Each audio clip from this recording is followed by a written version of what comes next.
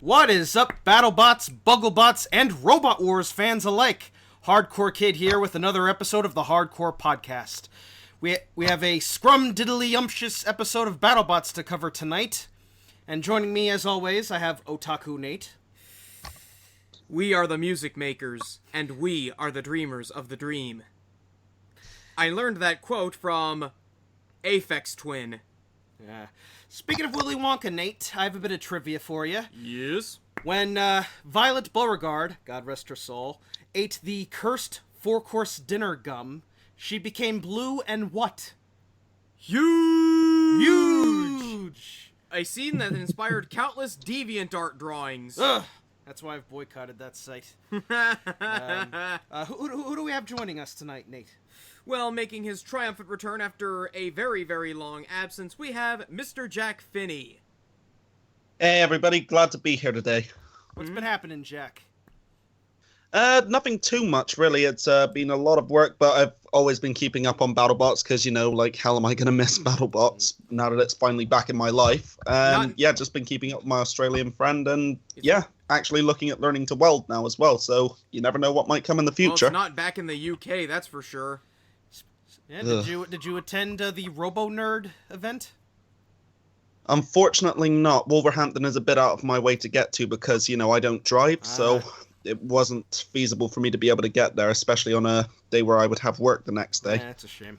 Next time, hopefully. Yeah, who knows? Maybe we'll be going to Robonerd next year. Oh man, I would love to go to Robonerd. Yeah. I was thinking we could do like a live hardcore podcast. That'd be great. Where like we take a cue out of Tony What Happened When's playbook and we do a watch along with a classic Robot Wars episode. That'd be nice. So we also have another guest. I believe this is his first appearance on the Hardcore Podcast. He's a good friend, a good fellow Roboteer. From the guy who gave us huge with capital letters, and the newly crowned Norwalk Havoc champion Tiny Huge, we have Jonathan Schultz. Hello. Hey. Also, huge. Yeah. We know how powerful Huge is. You pretty much kicked our asses at Norwalk a few weeks ago. I mean, I think it was payback. I've lost at least 2 or 3 times to Mondo. It was my fault. So, Yeah. You decided to take on Brett the Brick instead of Tiny Huge. Hey, it was my first time driving one of these robots. Cut me some slack, Jack. Yeah. Hey, I didn't do anything. it's not easy, especially when you don't put any grip on it Yeah, like or make it drivable in any measurable way. you look at a robot called Tiny Huge, like, and it's such a bizarre thing to fight because you can hit it at as much as you can, and it'll just wobble away from you. Gee, I wonder where he got the inspiration for that robot. Oh, clearly, I really... the Axel bot This from weird Twisted 30 Metal. pounder. There was this weird 30 pounder at Moto this one year. I don't know. The guy was like a dick. And Oh no. I hope you guys don't mind me asking, but I'm probably never going to get another opportunity to do this. Jonathan, if I can just ask quickly, why did you call him Tiny Huge instead of something like Small?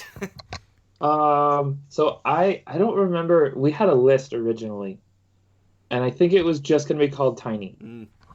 And then we got to the first event, and it was run by Alex Horn. And he's like, "It's Tiny Huge." I was like, "Whatever," because I'd stayed up all night finishing it, so I didn't care. And then fair once enough. you call it Tiny Huge, you know, it's set forever, so Tiny Huge it is. So now I can't build like an Antways or anything of it because I can't go smaller. Well, in this case, just call it small, as in SMOL. Aye. Little baby huge. Baby Huge. Nano huge. 30. Careful, you might have a huge overload, like when Webby had a joy overload in that DuckTales episode. Young no. Huge, brooding teenager Huge, baby Huge. All right, I think I just scared. I also must say, very quickly, Yes? when Tiny Huge made that little appearance during the intro for Huge in one episode, that was one of my biggest mark-out moments of the series. Okay, good. I wanted to do it because like everybody sees the big robots like this is insane. I could never do it, and I want to be like, look, literally, it works the same, has all the same problems. How? Like, but it was $300. You know, it's I want to show people that there's more to it than just. Hold on, I'm getting a transmission from somebody. Hang on, Uh-oh. it's Stop coming the in. presses. Coming in right now. Who is it? Who Hang is on. it? He should be here any minute now. Oh yes, here he is. Oh, Hello. we have a run-in. Joining us for this late edition is one Dominusignis, aka Sean Goodliffe. How you doing? I'm doing great, thanks. I'm hoping my mic's working. Yeah, we can hear you loud and clear. Hey, I've been having a lot of problem with Skype and Discord lately. Advanced technology. So, Sean, do you have any questions for Jonathan Schultz? Tiny, huge, big, huge, huge, huge. Is Huge ever going to have a rematch in a staring contest?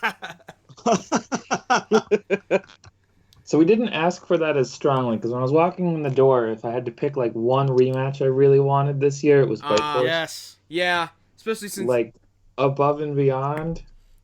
But once I get that, I can start pushing for the staring contest rematch. And I think, I don't know, like I looked away, but like I didn't see it win. Mm-hmm. Yeah. So I Huge think was that- framed. It was a huge screw job. Those damn angry eyes. Yeah. Which Huge is angriest Huge? Well, obviously the biggest huge. Yeah. Correct. So, what are your thoughts on all, like, ever since Huge made a name for itself in BattleBots, I've noticed there's been a lot of replicas of it in other shows, like King of I believe there was one over in China. Buttonsley or something. Buttonsley over in It's China. basically Huge meets Nuts. Yeah. Yeah, what are your thoughts on those creations? It's been really cool to see it kind of evolve more into a bot type than like me alone. It's definitely nice to have more people who are trying out the design and they can try new stuff and new ideas, and then I can watch them closely and learn stuff from it. So that side of it's nice. Plus, it always gives me like a horse in the race. I always have something to root for. There's been like a healthy mix between people who kind of reach out and ask questions and people who just go their own way. And it's kind of cool to see like some of them work their way out back to decisions that I ended up making, for later revisions. And it kind of just reaffirms of like, okay, is this the right choice? Or they do something different and I go, oh, that's a really good idea. And then I can, adapt myself and stuff. So this is your second season at BattleBots. Yes. What Yeah, we are pure Discovery era BattleBots. what improvements have you made compared to the first season? The eyes are the same. The legs are the same off the back, like literally the same pieces of plastic. And everything else is different. Aye. It's we cut about 30 pounds from last year's robot. And all of that went straight into the wheels and then into making the center hold up better, which we tested with the little versions at Motorama and Norwalk Havoc and all the local events. And then by making the chassis smaller, it went from like just imaginary thin titanium armor, like just paper thin, to steel armor everywhere, a lot better constructed, twice as much weight in the wheels. The bar spinner is it's the same as last year. We didn't really change that much. But yeah, just everything is beefier, everything is stronger, and then the whole robot's about 2 inches wider just by accident. So that's why the shirts this year say slightly bigger deal. Slightly bigger huge. Awesome. Exactly. Any other questions? Nate? Anything? This isn't a question. Sorry, this isn't a question. But I just wanted to say, I remember when in one of the before one of the fights Huge had, there was like a little, I think, featherweight or whatever Huge, and I remember thinking for just a brief moment that we were just going to get like this mini bot Huge running around. I had that, like, when we did that, I was thinking, like, if we can find a way to make this cheap instead of, like, that's probably a $400 or $500 little beetleweight, but I didn't want to just, like, throw it away. That's fair enough. But yeah, it would be kind of fun to just have, like, 3 or 4 little 1 pound foam useless Huges that just, like, swarm. That'd be epic. Yes. Sometimes ideas come from the dumbest of places, because yeah, we just brought Tiny Huge to have fun and pose it near stuff. Like every time we would get a trophy off of another robot, we'd set it on the front of our pit table, because obviously the robot doesn't fit on the pit table like everyone else's table, so we just use it for tools. And we would set Tiny Huge up next to it like Tiny Huge had knocked off the piece. Like, we now own a big piece of Bronco's top armor, and Tiny Huge was like sitting on top of it with the bar and the little gouge and stuff. I am the king of Bronco. That's adorable. Look what I have eaten. Yeah, I was a bit worried you were going to use Tiny Huge as a mini-bot against Gigabyte, and I'm like, no, don't do that. No, I don't want to throw it away. And now you see how that paid off, because I came home and Novak Havoc a couple weeks ago was the first event I've done since BattleBots. Like, I needed a break. You got a golden dumpster to put all the trophies in. I got a... Right, because I've been using a box, so now they're all in the perfect. dumpster. And I got $1,000. Yeah, the $1,000, that's nothing. It's the golden dumpster that matters. Well, it makes Tiny Huge, almost the amount of money I probably put into it back. Exactly. So. Yeah, so we'll talk about tonight's fight card. Tonight is episode 12. I believe this is the penultimate episode. I believe there's one more episode, and then it's on to the championship. Yeah. Yeah, because there's 16 episodes, 13 main series episodes, 2 semi-gimmicks, and then the final 4. And tonight was the main event. It was Bronco versus Huge. Yeah. Huge. Bronco. Oh wait. Yeah. So and Huge was in the main event. But before we talk about that match, we have to go through the rest of the fight card, and we'll start off with the Brazilian Bull Minotaur taking on New York's Shatter. This is a nice way to start off the night. I honestly thought that Shatter could have potentially caused an upset, because it was getting some good hits on Minotaur's top armor, even getting into the wheel well. Yeah, the big problem, and I know this is an issue that a lot of people have with Axebots, and Axebots do look good, but today, when you're going up against really solid bricks like Minotaur, they're just not that effective. It's all, as someone said with Blacksmith, and I'm not good with this, but Axebots are mostly spectacle. Yeah. And Shatter, but I'm not saying...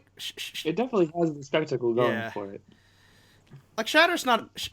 I'd say another issue... No, you got. Sorry. I'd say another issue would be, because, like, you have to put so much power into one space with an Axebot, you ideally want to be facing a more broad machine, and as well as being an absolute tank, Minotaur is also very compact, so it makes it harder to line up a really solid shot on it, especially with how fast it drives and how well it's driven as well. As I said, the scariest thing about Minotaur isn't the robot, it's going up against Danny Freitas. Yeah, we saw some Danny Freitas' faces in this match. And, Minotaur, they started off with some really bad luck, going 0-2, but then they started to get their wind back in the Desperado tournament, and they got a win here to go 3-3 for the season. And Minotaur was just going out like crazy. It ripped off that protective aluminum on Shatter, and just started shredding the UHMW. Thank you. I keep forgetting what the American version is. The UHMW within it. It was like watching Parmesan cheese flying everywhere. It's always a spectacle just seeing parts flying everywhere. And the Pulverizer also got scalped again, which was funny. Yeah. When are we? It seemed to be working though. Like the plastic was holding up for the most part. Wasn't really getting into it. I think this is a testament to the durability of Shatter. Oh yeah, definitely. Once I saw it, I was like, I don't want anything to do with that. Like, I can't get through that at all. We're shooting for, like, the chain or something, because there's nothing I can do to the armor on that thing. It's so thick. Every time I see Shatter just moving laterally thanks to those Mecanum wheels, I keep expecting some Eurobeat to start blasting, and I don't know why. Yeah, any particular song? Just play anything off of the Initial D soundtrack. I'll try. Hopefully I don't get copyrighted. You will. Yeah. I mean, it's the thing that I really love about Shatter and its predecessor Blue as well. It's just the whole, strafing gimmick that they've got going with those Mecanum wheels. It's just because it's such a fantastic design, and it's a shame that you don't see stuff like Omni wheels more often in Robot Combat. But, with how well they've been able to do with them throughout this season and from when they were in King of Bots as well, I'm hoping that will change a little bit moving I actually forward. saw like a sportsman weight in Norwalk that had Mecanum wheels a few weeks ago. Yeah. I nice. forget, what was the name of it? I forget the name of it too. I think it was built by by one of the guys from P1. Yeah. Yeah, it was. I also forget the name of it, but it was a very cool robot, and I think it was like the first or second time he'd fought it. So that's the thing the Shatter and Blue guys have that most of the other McCain and Wheels things don't. And I mean, they'll get to it with time, but they have so much experience driving that robot. It's like the fact they get like 50 hits on one in a fight. You still gotta aim those. Like, they're just on you, and they line it up so good, and they just stay on it, and they always keep the front to you. I mean, Minotaur never had more than a couple like times grinding it even at the side of Shatter. Yeah. Like, they know how to use it. And that's Adam's already making a low-key attempt at getting the award for best driver. Yeah, he should be a good contender. Being able to control something like that and being able to land hits like that, it's great. Unfortunately, Shatter's axe broke. Like, it was starting to go losing very power. slow. It was losing power. It didn't break, but it was losing power. Yep, and then once Minotaur flipped it upside down, I read it that. I read that Minotaur, when it was underneath, it took one of the two chains off because there's two motors.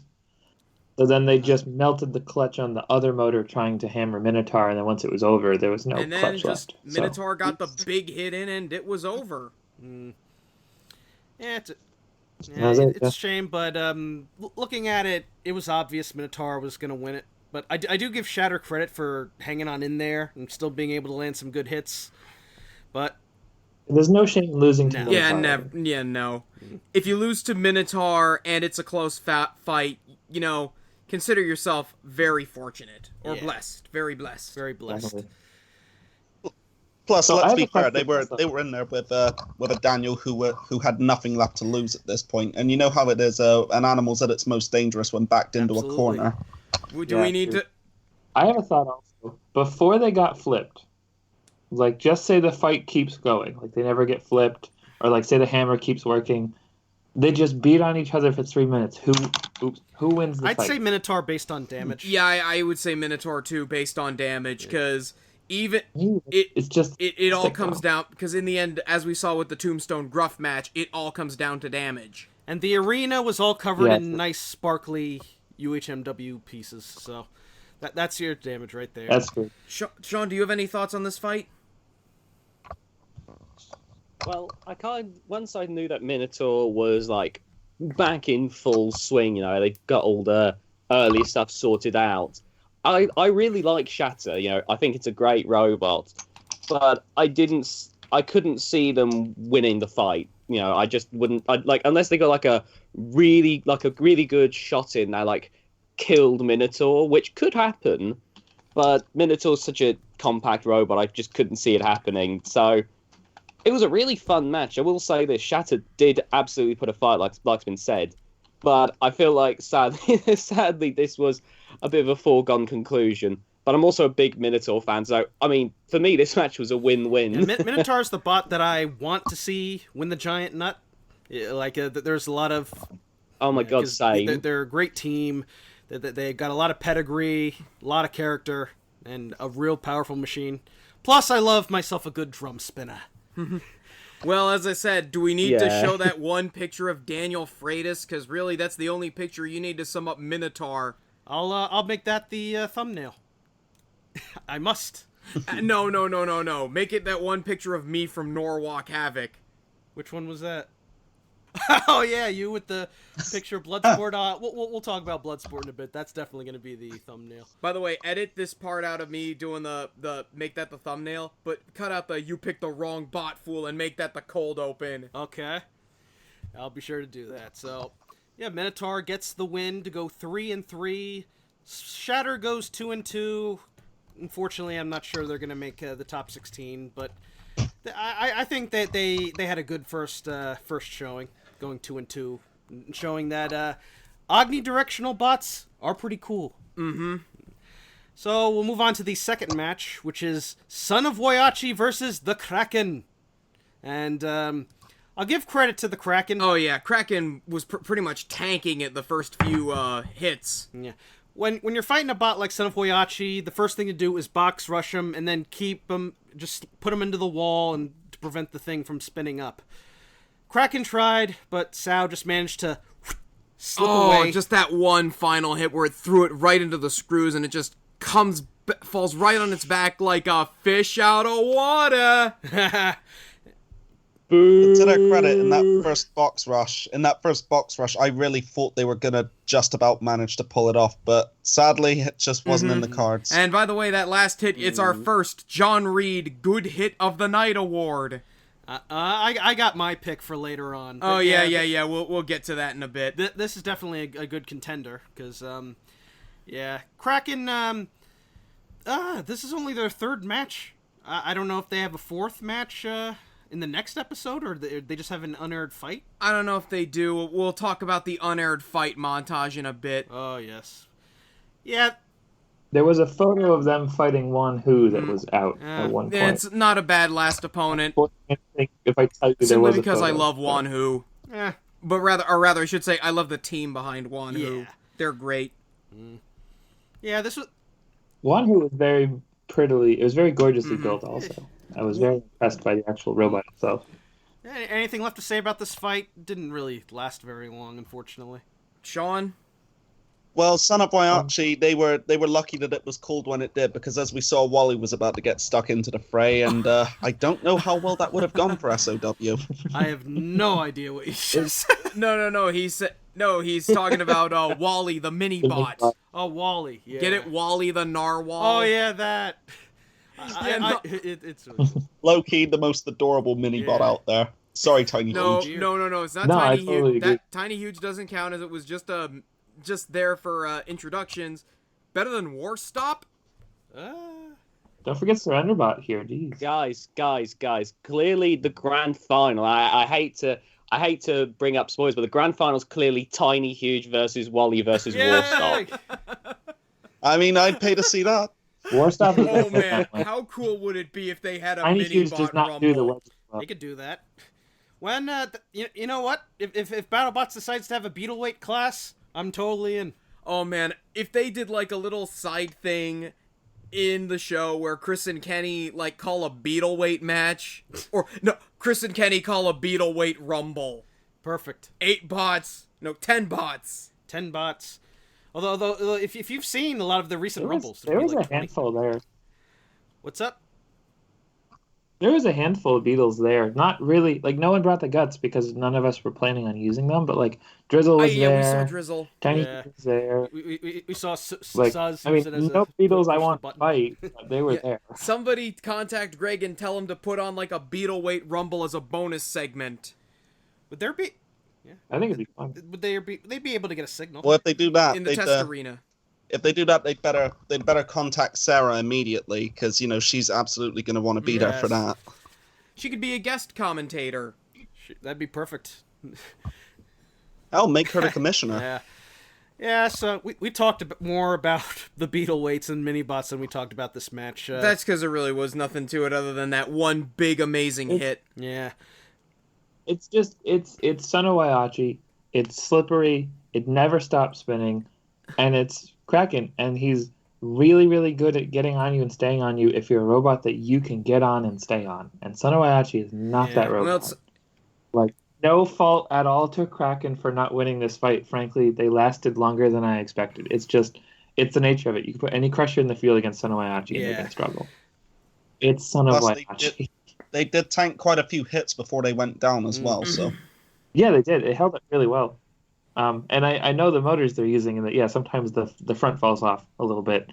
So I figured they'll find a fix for that at some point. I don't really know how to fix it. We just used something else this year. But like Ice Wave blew one of ours apart when they hit us, of the same motors, and it was like, okay, let's do something else. And that was Son of Waiachi, it never stops spinning except when it does. If it gets flipped upside down. Except when Lockjaw's involved last year.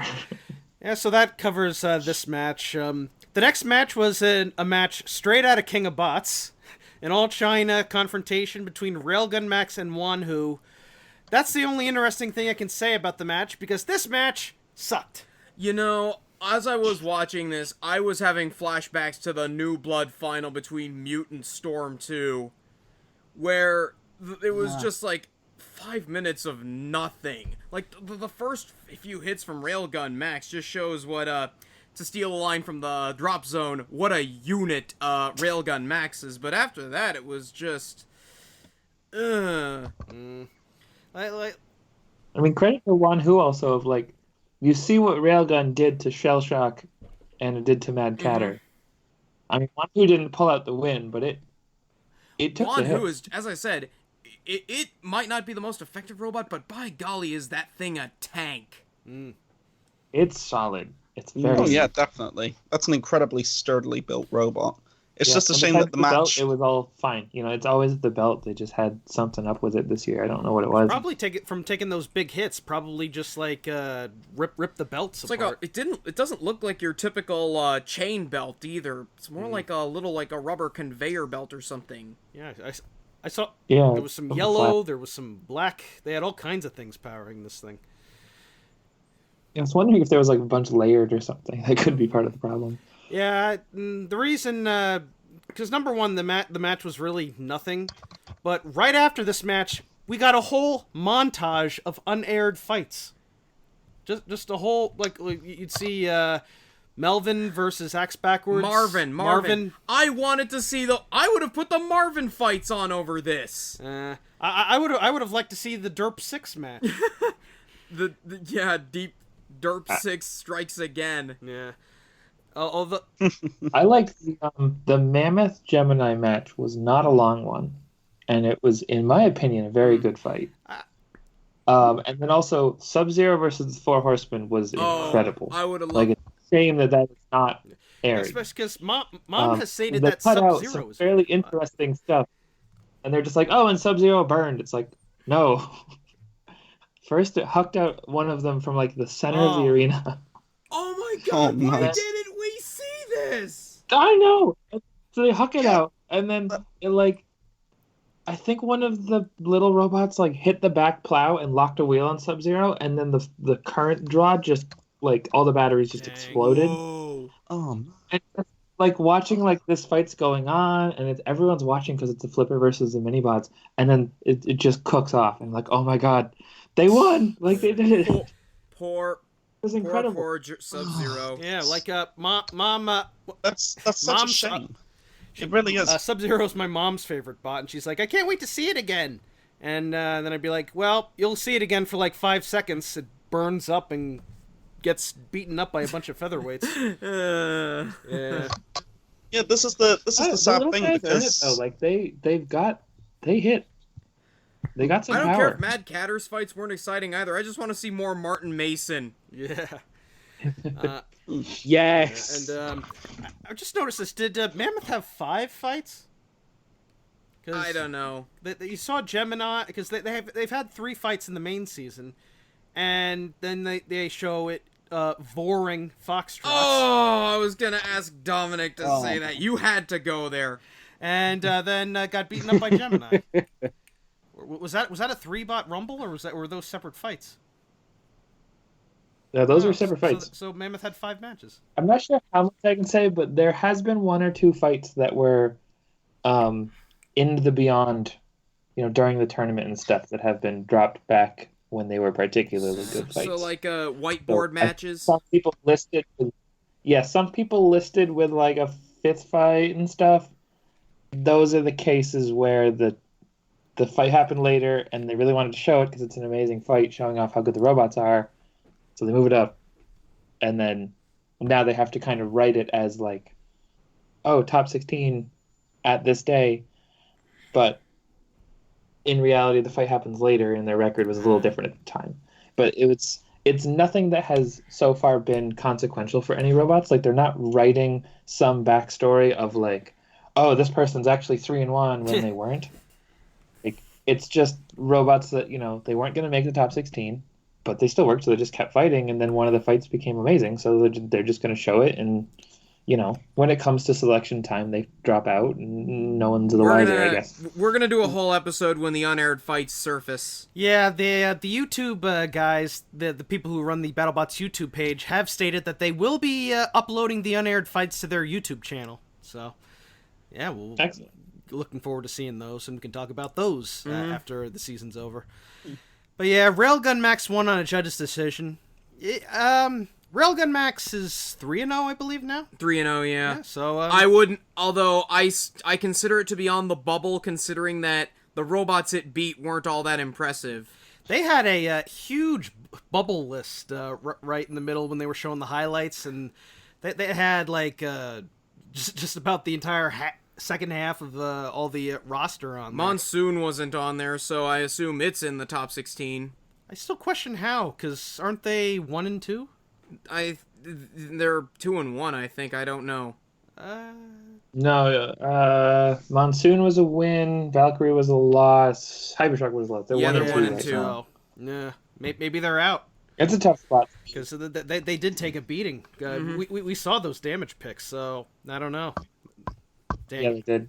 And I wouldn't want to be the selection committee, like trying to sort out 16 from this, because it was like 50 robots last year, it's 70 this year. There's so many more people involved.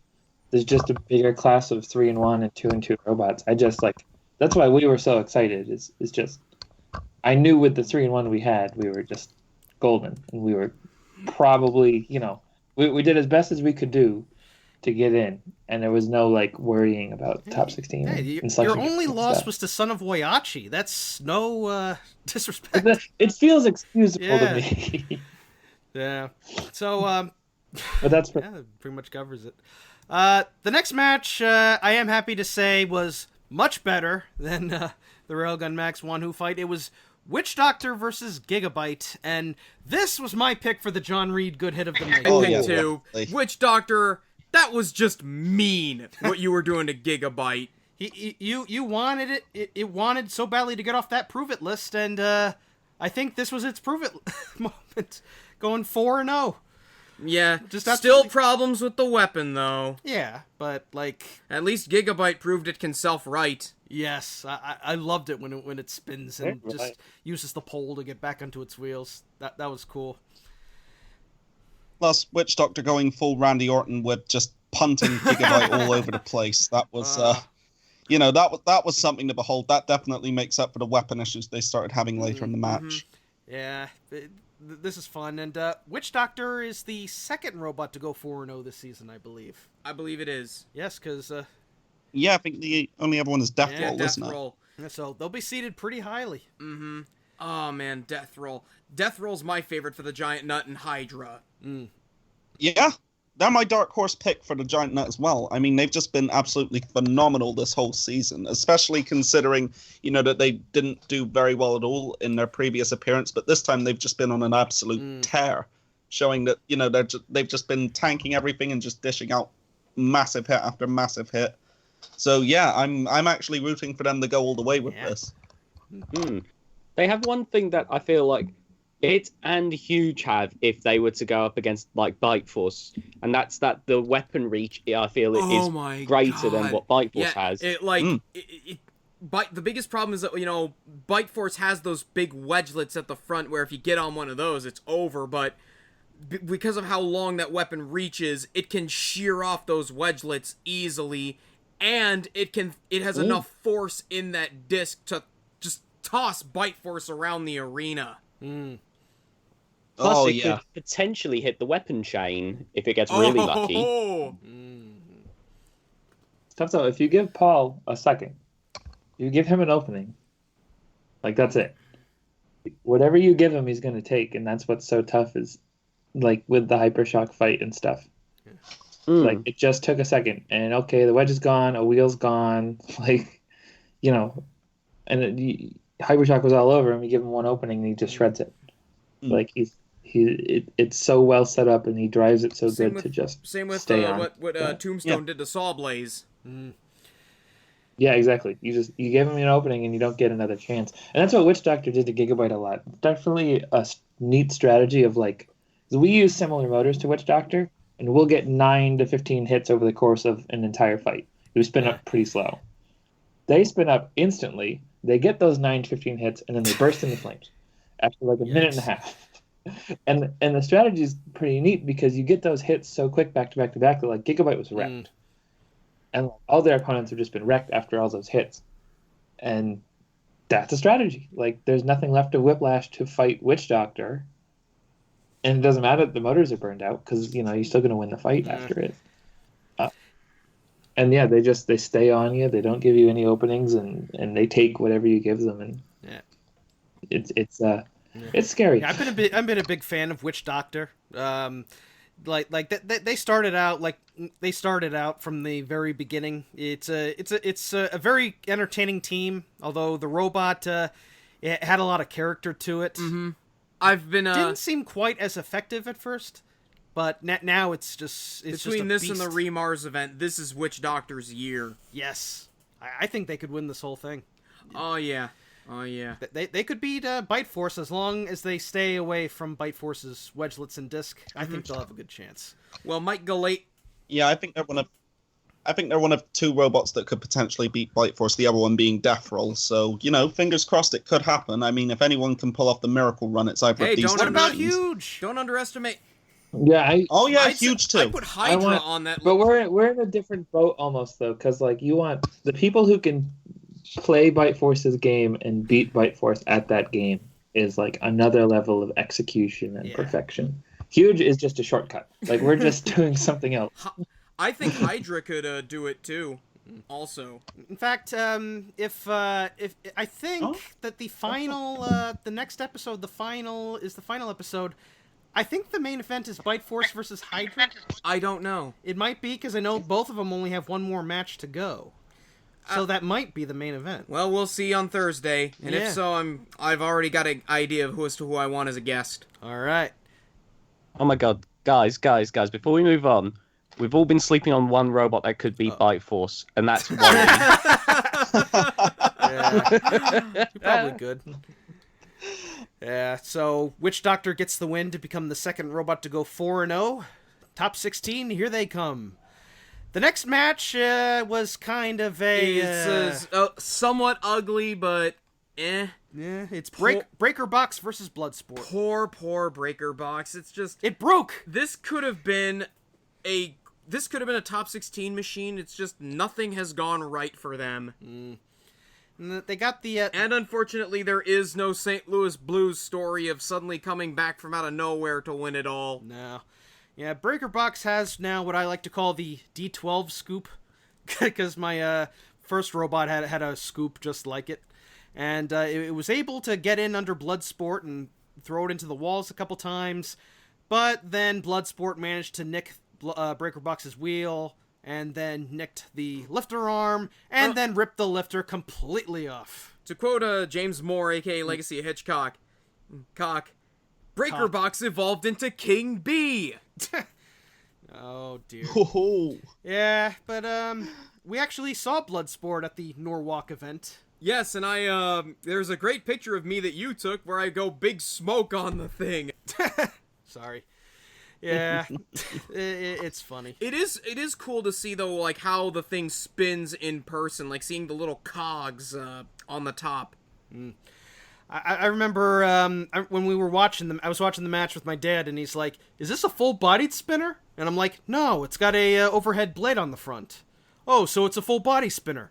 "No, it's an overhead spinner." Your father's doing an Art Donovan impression. "Well, that's not fair. How is it a full-body spinner?" How much does this guy weigh? Hey, is this one of the robots? When we saw Bloodsport in the workshop, it's surprisingly tiny compared to when you see the bots. It's like the size of a pizza. Yeah, it's about those big pizzas you get over on the Jersey Shore at that one place. It's about the size of that.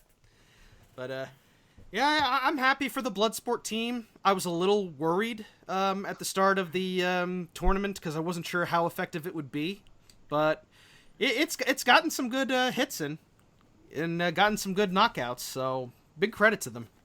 It's done real well.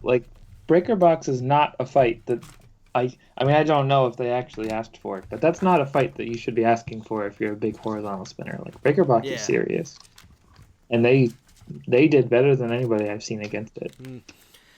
Anything else to say about this match? Well, it's a very, very small thing, and it's not so much related to the match itself, but more to the team behind Bloodsport. I did like how they did the little throat slit taunt, because I like to think it's a little unintentional shout-out to Josh Barnett, who's got a wrestling event coming up called Bloodsport. Nice. I don't think they knew that at the time. Maybe they did. I don't... Either way, it's pretty cool. Yeah, I did watch the Josh Barnett Bloodsport from WrestleMania weekend. Dude. Oh, I love that one. The main event was fantastic. Lots of blood. Like, that was just brilliant. It's really just shows, I always say, every indie wrestler should watch Bloodsport and see the pops these guys are getting from just doing the simplest of maneuvers. Well, Bloodsport won this match via a few pops. So Bloodsport are 2-1. They're on the bubble. Were they on the bubble? I think they're on the bubble, yeah. Yeah, so I don't know. They still have another match unless they had an unaired match. I don't remember. But, well, we'll see what happens. We'll see what the selection committee goes with. So, we'll move on to the battle of 2-1s. It's Texas Twister versus Whiplash. Mm-hmm. So, Texas Twister opted to start off with the blade on the ground, which would be a good move. Except Whiplash is a even bigger tank than Kraken, and it just barreled into Texas Twister, just flipping it around, and then Texas Twister burnt itself out. Again, more bullying from Matt Vasquez. Yeah.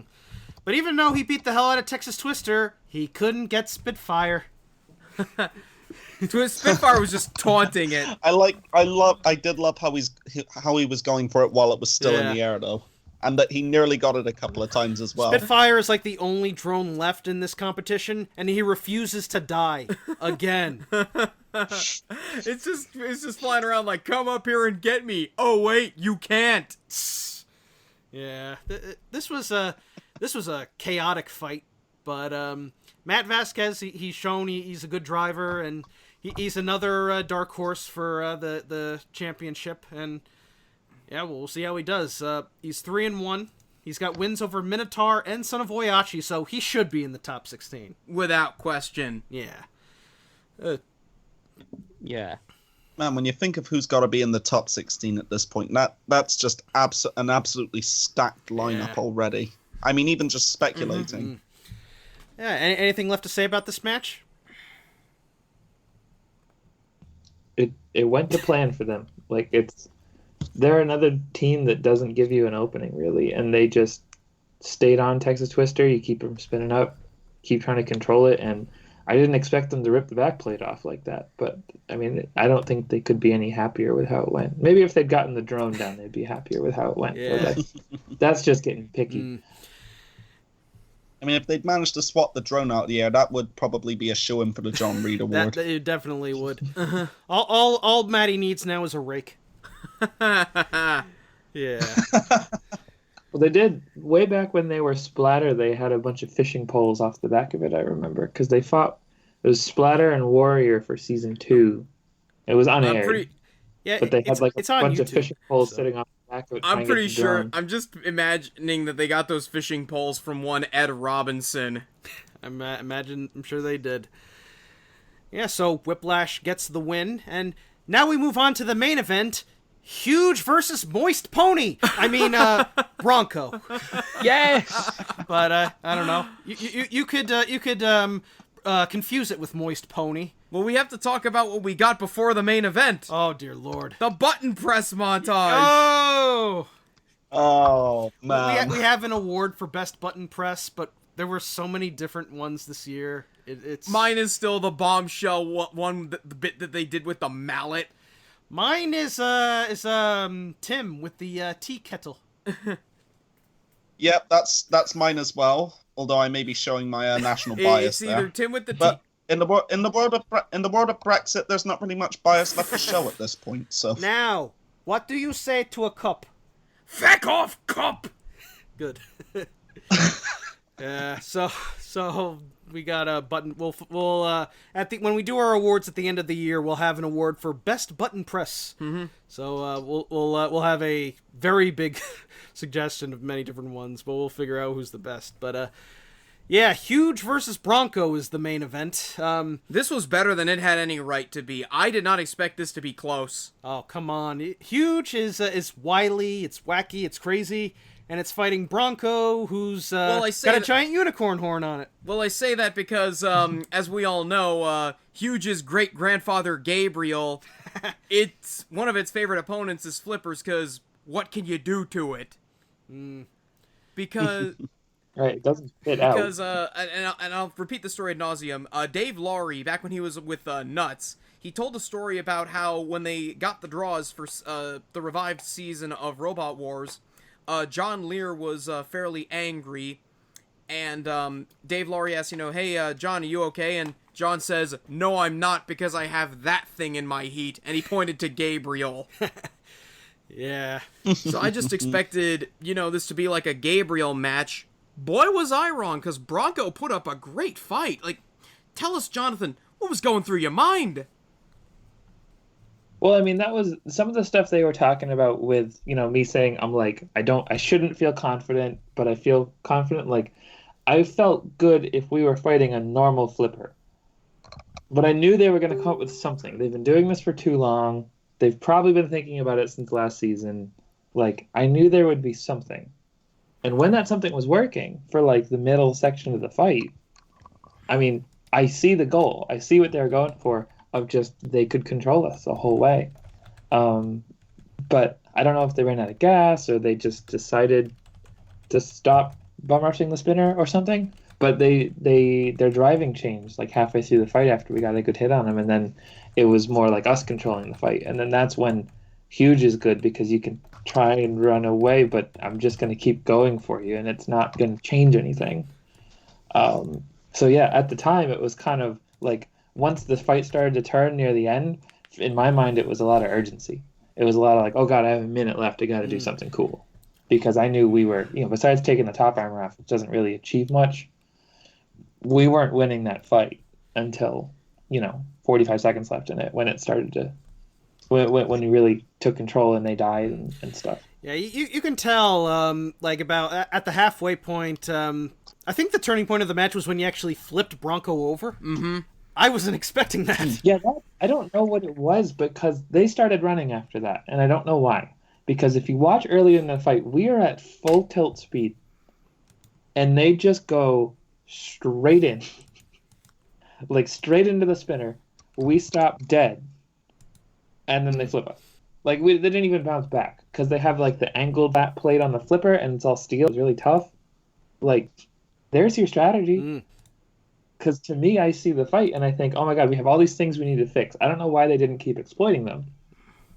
I'll take the win, but I see a lot that we need to fix in that fight to keep it from happening again. Because I think that central part of the fight is a really good guide, basically, on if you're a Bronco-shaped robot, probably how to go about that fight. And if you're fighting something like Huge, and I know, having fought Tiny Huge a few times, if you're going to fight it, your best bet is probably to go just charge it weapon on weapon. Mm-hmm. And I think that's what Bronco should have done, because they had the unicorn horn. Just box rush it, get under it, and flip it up. Well, yeah, I tried that, and Revy got sent flying. Well, Revy is only a pound, and Tiny Huge is 3 pounds. Revy is pretty small. So, Bronco is, I'd say, about the same weight as Huge, 250. Yeah, no, they're both right on the dot. I mean, I don't even know where they got the weight for all of the unicorn horn steel and all the titanium and everything. I have the chunk that ripped off the top. They said that you were allowed 5 pounds cosmetics or something. Yeah, but that's not cosmetic though. If it was made out of foam, I would do it, because the opponent, if you do the cosmetics, the opponent gets say as well. So for a lot of last year, our eyes were a cosmetic pound over, because we showed up last year at 257. And just hacked it with angle grinders until it was 251 with dies. And then we found more weight so we could run Surrender Bot in a fight, but every other fight it was we were just running him as cosmetic weight, and all the other opponents had to say, yeah, cool, whatever, it's just eyes. We don't care. If Bronco comes up with the unicorn horn and says, hey, do you mind if I run this as cosmetic weight? No, I'm going to go throw the thing in the ocean. I don't want to fight that. Oh, could I ask you a question, Jonathan? It's like you mentioned before that a lot of the improvements that went into Huge were focused around making it sturdier. Now, obviously, Huge was no slouch last season, and so it was a testament to how powerful robots like Ice Wave were when it did as much damage to Huge as it did. When fighting a robot like Bronco, which has so much kick to its weapon, because I know that flipping doesn't quite do as much damage to robots as it used to do back in the old days, even with as powerful as they are now, because, everything tends to be a lot more sturdily built. But when facing a robot as powerful as Bronco, do you have a specific strategy in mind for, avoiding as much damage as you can? Because I know that Bronco kicks like a horse, as its name would suggest. Yeah. With respect to last year's Huge, it would have been different because I really think that the flips could have broken it in half. Like, it was very optimized for spinners in that, if you hit it sideways, it's going to fall apart. And if you hit it straight on, it's probably not going to fall apart for last year's Huge. And flippers, it's less force than the spinner's going to put in, but it's always at a weird angle and on a weird place, whatever you land on. For this year's Huge, we were definitely less afraid of taking the force. It was more so like you can see at the start of the fight, I know we can get a wheel over the wall at the front doors where the robots come in. So at the start of the fight, I turn 90 degrees right and then sprint to the back. Like, I did not touch the front half of the arena in that entire fight. Because that was the strategy. Is I know that they could get us in one hit and just get us over the edge and the fight's over because they're so powerful. So I was just trying my best to stay a mile away from wherever they wanted us to be. And then otherwise, it's Bronco. Every single person they fought in the last 5 years has said, well, I'm going to avoid the weapon. And then, it does the Until Bronco. they don't. Right. So I figured we were going to get flipped. And I just had to hope that it all held up. We didn't assemble it any differently for this fight, but we were definitely happy to have all the upgrades over last year. Because last year it would have been spooked. Like, I don't know if it would have held up. It's like Bronco, for many people, myself included, they were our picks at the beginning that they would go far and perhaps win the giant nut. Now they're 0-3. It's tough. I mean, you could write an 0-4 fight card for any robot in the field. Yikes. I feel like if you really wanted to. There's just everyone has their matchups, and then it always takes something to break, and pun not intended, but just go the wrong way, Like free shipping Bronco, obviously we saw it at Remars, is not a gimme fight for either robot. Yeah. And it's just they had, Bite Force is a bad matchup for everybody. Huge is a bad matchup for everybody not named Senoboyachi, Tombstone, Bloodsport, or Ice Wave. Freak accident in the free shipping fight. Like, it's just sometimes it all stacks up and doesn't go your way. Because, Bronco still had a chance against Bite Force and still obviously was beating us for a time. It's just like sometimes it's not your event, kind of. The BattleBots gods show no mercy. Amen. Amen. Exactly. There's always it's that little luck aspect to it that keeps you up at night of just like, man, what if we'd done blah? It's always something stupid, but like, hey, what if we'd replaced the center section metal before fighting Bite Force? Like, there's just the things you can't predict sometimes. Yeah, but this was a good main event. Nice back and forth. You weren't sure who was going to win, but in the end, Huge got the decision. Big congratulations to Huge. Really solid main season. So 1 episode to go. Jonathan, I know you can't give any spoilers, but my prediction is that the final episode main event is going to be Bite Force versus Hydra. What do you think, Nate? I think it's gonna be either Bite Force Death Roll or Bite Force. Oh wait, no, we're talking about like the final for the final of the next episode. Sean, what do you think the main event of next episode's gonna be? Any idea? Honestly, I have no clue, to be honest. I'm gonna go with the common vote of Hydra and Bite Force. Yeah, and we'll see how everything turns out. Maybe we'll get some shocks, because you never know. You never know what happens in the season, and the final episode may be the deciding factor for all. We'll get a main event. We might get that last chance Rumble. We'll have to find out. Man. But yeah. I think the question, if they do end up doing the last chance Rumble again, do you think they'll have a slightly different rule set than last time around? I hope so, in the case that we don't get another bombshell like last year. Yeah. Oh, if you're dead for like 30 seconds and you come back for like 10 seconds, it's still not enough points. But yeah. So this episode, the last episode we gave a 10. This episode didn't have had some moments, but for the most part, a lot of the matches were kind of there. Mm-hmm. The All China match really wasn't all that good. Son of Oyachi versus Kraken was a foregone conclusion. So on a scale of 1 to 10, I'm going to give it a 7. I was also going to give it a 7, but then I decided that the button press montage made it a 7.5, and the main event made it an 8 for me. Ah, okay. Sean, how about you? The episode had Wally in it, so to make up for your lack of points, I'm gonna give it a 15 out of 10. Yes. Yeah, I personally would agree with the assessment before of an 8, but plus 0.5 for Wally, because, yeah, Wally was just an absolute star in his limited screen time. And Jonathan, I'm assuming you're giving it a 10. I mean, I was thrilled. Like, I had a great time. A great episode to watch. It definitely wasn't as... There was, like, a couple weeks ago was... the one was, like, Duck Quantum and all those fights. I think that was, like, the 10 episode that we've had lately. So this was definitely, like... probably a 7 as an episode, because some of the fights going in, Railgun in one who was not the best fight. Some of the fights you kind of knew how it was going to go. But then plus 9 because we were the main event and we won. So it's a 17 out of 10. No, a 16 out of 10. I got to fight my heroes, so yeah. I was happy. Yeah, that covers this review of episode 12 of BattleBots. Next episode is the last of the regular season before we move on to the championship. We've given our thoughts on it. We also, in other robot combat news, over in the UK, we had the Robonerd event. Yes, we did. Yeah, hey. Sean, you were there. Tell us all about it, and can you at least tell the people who may not be in the know what Robonerd is?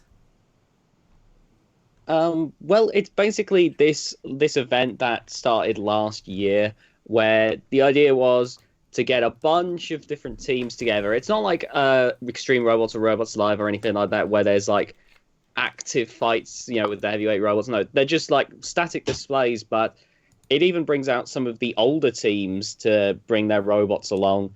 This year there were a few little events here and there, like I saw some people driving around their little ant-weight robots, and no spinners. And there was this BattleBots event where you could bring a robot that, would fight in the water or whatever. And there was so many, like, really cool heavyweight robots there. There was Spectre, I believe. There was Bigger Brother, Pussycat, Wheelie Big Cheese, Carbide with with Cobalt's disc and the Robot Wars trophy. There was Apex's bar with the bit of the arena that it smashed in. Yeah. There was what was left of Eric after its fight with Gabriel. Lord and Savior Eric. There was there was a lot. Yeah, there was a lot going on. I got to take a picture with John Reed of Terahertz and Beta Tanshi and whatnot. It was great to take a picture with John Reed and whatnot and meet him. Like, it was just like a really fun time. It was a big old meetup of fans and builders alike, really. Did you see the Beetleweight King B versus Beetle 101 match? I sadly didn't see that one, unfortunately. I could only be there for so long before I had to go back on the coach home. But I did see the King B Beetleweight, and I have to say, That's a pretty fine looking King Bee beetle weight, to be honest. It looks just like it kind of reminds me of Rossetti's Replicas built a cardboard model. It looks just like it without the disc, unfortunately. Yeah. But apparently Mike Franklin built a Beetleweight 101 to go along with it. It's a tracked robot, but apparently it's got a little axe on it, kind of like Suicidal Tendencies. It's 1.01 is what it's called, I believe. I wonder how much it cost. I assume it actually did cost a pound and a penny. Yeah, but one thing I did realize, apart from the fact that I was like, oh my god, there was 3 King Bees there, was one thing that I've never actually been around heavyweight robots till yesterday at Robonerd, and when I saw, I think the first robot I went up to was Spectre, and I was like, Jesus Christ, these things are massive. Like, I already had it in my head that they were roughly going to be that size. It's not until you see them in person that you think people have to actually build and maintain these things. It's like you watch it on Robot Wars, and they always look so small on the TV, and then when you see them right next to their builders, and they're gigantic. They weigh as much as adults. Yeah, and it makes it all the more terrifying when I saw Carbide, and I looked at that bar, and I was like, that thing gets sped up fast enough to where you can just hear it roar. The death hum. And it was like, holy shit. Also, I remember one thing I did see. 2 things I saw before I did go was there was a shunt. Jamie McCarg built that one. I believe a replica shunt, and I got to see that axing some stuff just before I left, and before that I got to see Onslaught driving around.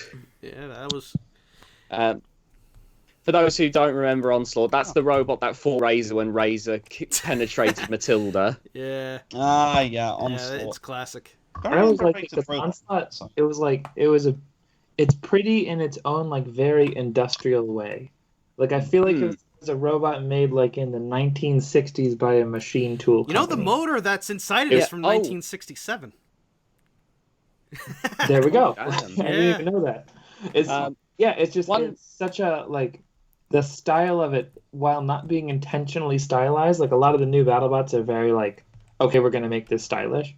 It just had, like, this utilitarianism to it that I always thought was super cool. So I always rooted for it back then, but it was never, a top-tier bot. But, like, keeping the car steering alive, like, everything like that, I always thought it was super cool. If you can go up against Razor and be able to have a competitive match with Razor, then you're a good bot. Well, it's so the wheels are way out there, and it always has some on the ground, so it can always escape. Like, it was a good design for fighting Razor. It's just, you got to get under Razor to beat it, and no one can get under Razor. It's glued to the floor. But also, when we're showing off huge at stuff, that's what we get about 9 times out of 10 when someone walks up to it. Is like, I knew it was big. I didn't realize it was, like, big. Here's the big clincher. That's the thing with the heavyweight robot. I mean, ours is one of the biggers, but still, it's like, they're big. Like, no one should build robots that big. It's completely pointless. Here's the big clincher, and this is this may be a dream match for many, but how do you think Huge would hold up against Razor? Crushers are one of the few bot types I haven't fought before. So we've discussed it because we knew Quantum was going to be there. We knew Kraken was going to be there. We figured Petunia would be back. It's probably going with the spinner wheels, the solid anti-spinner wheels, because all I could really see is that they stick the mouse through the hole in the wheel and then control us that way. So I don't know, because all we could really hit is the armored wedge or the incredibly robust crushing assembly, and there's not much we could do. But they couldn't do anything. So I don't know. Yeah, that's the thing. Huge is way too big to be able to actually fit within Razor's maw, isn't it? Yeah, it's just too far off the ground. Also, sorry, one thing I will also say that I've just remembered is also sat on Top 259's disc at Robonerd was, I think, the only working robot from Series 1 of Robot Wars, Vector of Armageddon, which was really cool to see. Basically, I'd recommend next year, anyone who can go should definitely check out Robonerd, because it's just really cool to be able to see all of this stuff in person, especially a lot of these old robots, which I don't think would really come out in any other point nowadays. And if you're big robo nerds like us, it's definitely worth going to meeting all the roboteers, all the robot builders, seeing all their designs up close. It's a dream for many. Yeah, I mean, I'm definitely hoping that next year I have the money or a way to actually get there. If I do, then I will definitely be heading straight there as the moment I hear about it and, have access to it, because it just looked like such an amazing event, and I was absolutely gutted to miss out if on it. Robonerd is around the same time as BattleBots or maybe an Extreme Robots event, I might think of going, and I'll bring Derpy with me, because Oh, nice. yeah, my Derpy's my big wedge bot. And for the next Norwalk event, since they only allow robots with active weapons, I'm putting a muffin on a movable muffin on the top. Nice. And it'll be fun. Oh, yeah. Nice. Yeah, it'll be fun. I'm glad to see those references still have traction at this point, given that show is coming to an end later this year. But we'll always have our faith in Derpy and Moist Pony. Yeah, so that covers it for episode 12 of BattleBots 2019. Jonathan, it was great having you on the show. Yeah, we'll hopefully we'll have you on again for a future episode. Here's hoping. I mean, I don't know if we make the top 16 or anything. We might be out. We could just be done. So. And fingers crossed. And we'll find out next week. And anything left to say, Nate? Here's hoping that we at least get one good penultimate episode. Yeah. Because I feel that, and we'll discuss this when we do the award show, the highs of Season 4 have been higher than the last season, but the lows have been lower. It's always tricky. Yeah, but we'll find out what happens. Until next time, I'm the Hardcore Kid. I'm Otaku Nate. I'm Jack Finney. And I'm huge. Huge! Where is fancy bread? In the heart or in the head?